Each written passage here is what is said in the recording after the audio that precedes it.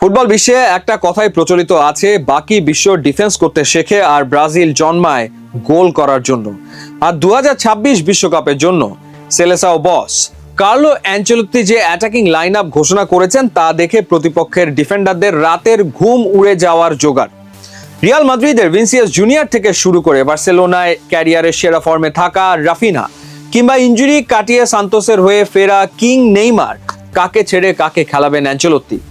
Richarlison বা এস্তেভাওয়ের মতো তারকারা স্কোয়াডে জায়গাই পাননি। আজকের ভিডিওতে আমরা ব্রাজিলের এই অবিশ্বাস্য অ্যাটাকিং লাইনের ট্র্যাক রেকর্ড, রিসেন্ট ফর্ম এবং ট্যাকটিক্যাল স্ট্রেংথ নিয়ে আলোচনা করতে চাই। এই মুহূর্তে ব্রাজিলের আক্রমণের মূল দুই স্তম্ভ উইংয়ে খেলছেন। বাম পাশে আছেন ভিনিসিয়াস জুনিয়র। কার্লো অ্যানচেলত্তির অধীনে রিয়াল মাদ্রিদে একাধিক ট্রফি জেতা ভিনি এখন বিশ্বের অন্যতম সেরা এলিয়ান। গতি, ওয়ান অন ওয়ান ড্রিবলিং আর বিগ ম্যাচে গোল করার অবিশ্বাস্য ট্র্যাক রেকর্ড তাকে এই দলের অটো চয়েস বানিয়েছে। আর তার ব্যাকআপ হিসেবে আর্সেনালের গ্যাব্রিয়েল মার্তিনেল্লি থাকা মানে বাম উইং পুরো সর্টেড। অন্যদিকে ডান উইংয়ে আছেন রাফিনা।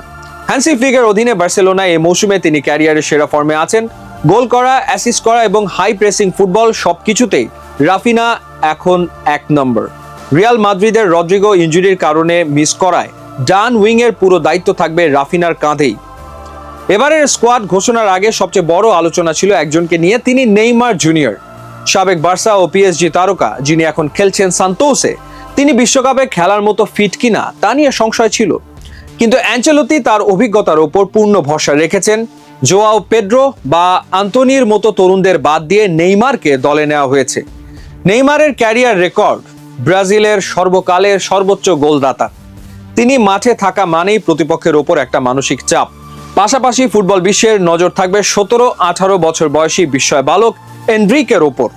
রিয়াল মাদ্রিদ থেকে জানুয়ারিতে লোনে ফরাসি ক্লাব অলিম্পিক লিওতে গিয়ে দারুণ পারফর্ম করেছেন এই তরুণ তুর্কি। তার ফিজিক্যালিটি এবং বক্সের ভেতর ক্লিনিক্যাল ফিনিশিং তাকে ব্রাজিলের ফিউচার সুপারস্টার হিসেবে প্রমাণ করেছে। ব্রাজিলের স্ট্রাইকার বা প্রথাগত নাম্বার 9 পজিশন নিয়ে গত কয়েক বছর ধরে যে হাহাকার ছিল তা এবার ঘুচতে পারে। প্রধান স্ট্রাইকার হিসেবে লড়াই হবে দুজনের মধ্যে। ম্যাথিউস কুনিয়া, ম্যানচেস্টার ইউনাইটেড হয়ে খেলা কুনিয়া তার চমৎকার ওয়ার্ক রেট এবং লিঙ্ক আপ প্লের জন্য অ্যানচেলত্তির সিস্টেমে দারুণ ফিট হতে পারেন। 2. ইগর থিয়াগো, ব্রেন্টফোর্ডের এই স্ট্রাইকার বক্সের ভেতর দারুণ। ফিজিক্যাল ফুটবল এবং এরিয়াল ব্যাটেলে তিনি বেশ দক্ষ। এছাড়াও স্কোয়াডে আছেন বোর্নমাউথের রায়ান এবং জেনিতের লুইস হেনরিকে, যা ব্রাজিলের বেঞ্চ স্ট্রেংথকেও আরও গভীরতা দিয়েছে। তবে ইনজুরির কারণে ছিটকে গেছেন চেলসির তরুণ প্রতিভা এস্তেভাও, যা কিছুটা হলেও অন্যান্য প্রতিপক্ষের জন্য স্বস্তি।